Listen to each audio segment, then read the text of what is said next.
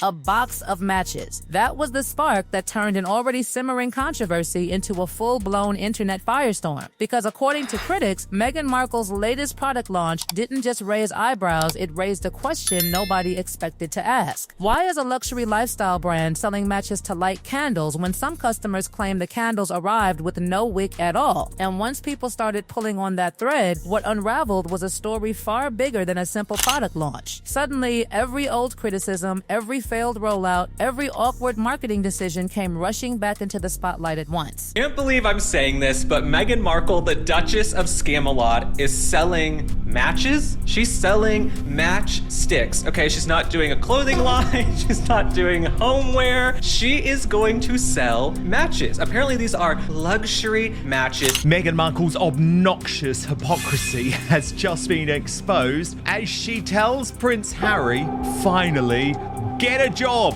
Do you remember that old song? Get a haircut, get a job. I guess for Harry it might be get a hair transplant and get a job.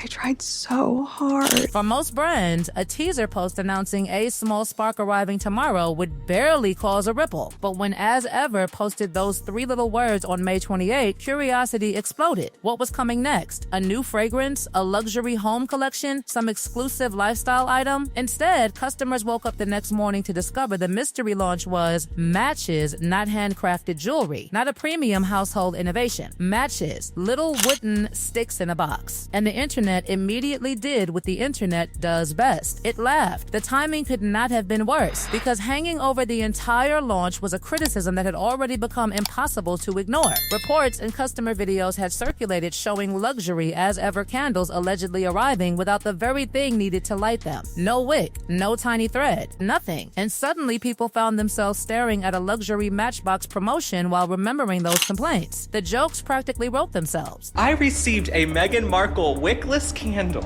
and so I have to ask, what am I supposed to light? What am I going to light because I have no wick? Okay, kind of like Prince Harry these days, the wick is missing. I have no wick, I'm wickless, and she's witless. What made the situation even more explosive was the price attached to the wider collection. The matches themselves were presented as a limited edition bundled with expensive candle sets. The most premium collection cost roughly $256. That number alone became a magnet for criticism. People weren't just discussing matches anymore, they were discussing luxury branding, value, perception, and whether celebrity status alone could transform ordinary household items into premium lifestyle products. Then came the product photo, and somehow things got worse. Of course, that was the year 2016 that she started dating Prince Harry. 10 years on, her critics pointed out that she is currently selling her own scented candle set for more than double the $100 price tag she dismissed as obnoxious. Yes, it's the $256 signature scent collection. But all of this is desperate, isn't it? The image chosen to promote the collection showed a candle with visible tunneling and a used, blackened match resting on top of a matchbox filled with fresh matches. Critics instantly seized on every detail. Why was the candle tunneling? Why use a burned match in a luxury promotional image? Why did the entire scene feel less like a premium campaign and more like a visual metaphor for something that had already gone wrong? The internet divided into 2 camps. One side questioned whether people were overreacting. The other side turned the launch into comedy material. Memes spread, comments multiplied, and before long, the conversation stopped being about matches altogether. It became about the growing perception that something wasn't working behind the scenes at As Ever.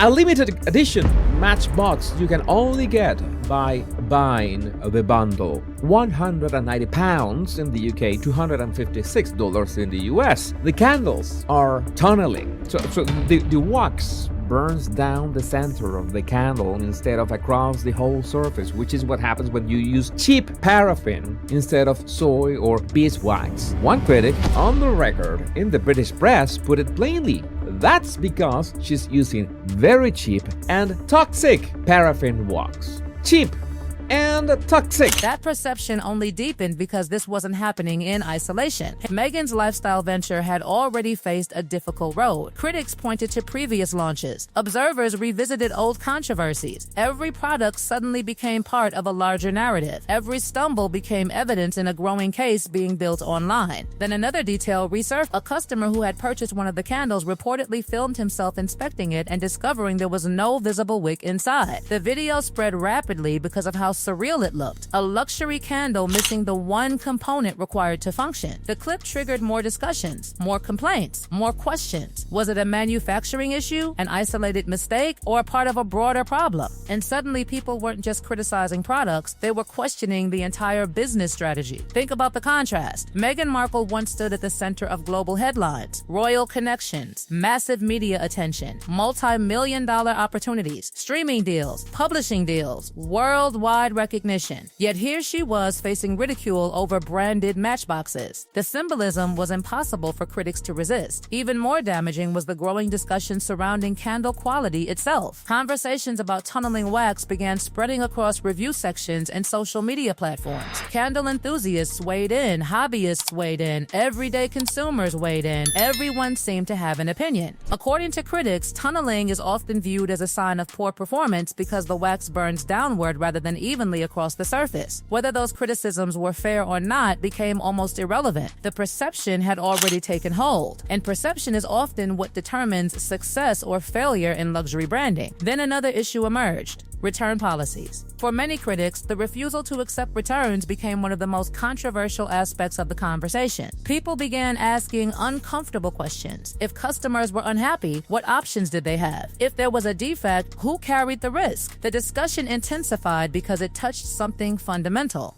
trust. And trust, once damaged, is notoriously difficult to rebuild. The deeper people looked, the more they started revisiting the entire history of the brand. The original name, the trademark complications, the relaunch, the jam rollout, the celebrity gifting campaign, products that generated headlines but not necessarily lasting momentum. Piece by piece, critics began connecting dots and building a narrative that suggested the Match launch wasn't a standalone controversy. It was another chapter, another clue, another sign. And as the jokes continued spreading across social media, one uncomfortable reality kept surfacing. The matches were supposed to be the solution, the finishing touch, the luxury accessory completing the candle experience. Instead, they ended up shining a spotlight on every criticism that had been quietly accumulating for months. What should have been a small product announcement became a symbol of bigger questions. Questions about branding, questions about authenticity, questions about whether celebrity status alone can carry a lifestyle empire, and perhaps most importantly, questions about whether customers were still buying the dream or finally starting to look behind. Then came the detail that transformed this from a product controversy into something far more personal, because buried inside the candle collection was a product called 519, a candle inspired by Meghan and Harry's wedding day, May 19. On paper, it sounded like the perfect luxury lifestyle story, a fragrance designed to capture love, sunshine, joy, and treasure. The marketing painted a picture of warmth and romance, a moment frozen in time and poured into wax. But almost immediately, critics started connecting that launch to old stories that had never completely disappeared. Years earlier, reports had circulated claiming Meghan was unhappy with certain aspects of St. George's Chapel before the wedding ceremony. Among the stories repeatedly discussed was the allegation that concerns had been raised about the smell inside the historic building. Whether entirely fair or not, the narrative had already entered public discussion years ago. So when people saw a candle supposedly inspired by that wedding day, some critics couldn't resist pointing out what they saw as a contradiction. Suddenly, the internet wasn't discussing fragrance notes. It was discussing old royal stories all over again. And that is where the real problem appeared. Every new launch seemed to reopen an old controversy. Every attempt to move forward somehow dragged the past back into the room. Instead of creating excitement, the products became magnets for unresolved criticism. Instead of discussing scent profiles and luxury branding, people were revisiting royal headlines from from years ago. Then the spotlight shifted toward the numbers. Critics began examining prices. They compared current products against Meghan's own comments from earlier years when she spoke about wanting lifestyle recommendations to feel attainable rather than extravagant. Those old interviews resurfaced almost overnight. Screenshots circulated. Quotes reappeared. Social media users placed old statements beside current prices and invited audiences to draw their own conclusions. Whether those comparisons were entirely fair became secondary. The contrast alone generated headlines. What made the situation even more dramatic was the growing perception that every controversy was feeding the failed trademark issues from the original brand name. The Celebrity Jam rollout that allegedly failed to create the anticipated buzz. The candle complaints. The matches, the wedding day candle, none of them existed separately anymore. Online critics had woven them together into one giant narrative. And once a narrative takes hold online, it develops a life of its own. The most damaging part wasn't necessarily any individual criticism. It was the accumulation, the feeling that every launch arrived carrying baggage from the previous one. Every announcement felt like it was walking into a courtroom where the verdict had already been partially written. Meanwhile, critics kept returning to one question again and again. If demand was truly overwhelming, why were promotions becoming increasingly aggressive? Why the bundles? Why the discounts? Why the constant marketing push? Why did everything feel like it required another explanation? Those questions fueled speculation. Speculation fueled engagement. Engagement fueled more coverage. And suddenly, a simple box of matches became the centerpiece of an international. That is what makes this entire saga so fascinating. The matches themselves were never really the story. The story was what they represented. They became a symbol of a larger debate surrounding celebrity branding, authenticity, public perception, and whether fame can successfully substitute for product credibility. Because at the center of all this sits a woman who once commanded some of the largest headlines on earth. Someone with extraordinary visibility, extraordinary resources, and extraordinary opportunities. Yet somehow the conversation ended up revolving around wickless candle complaints, luxury matchboxes, and promotional photographs people could not stop mocking.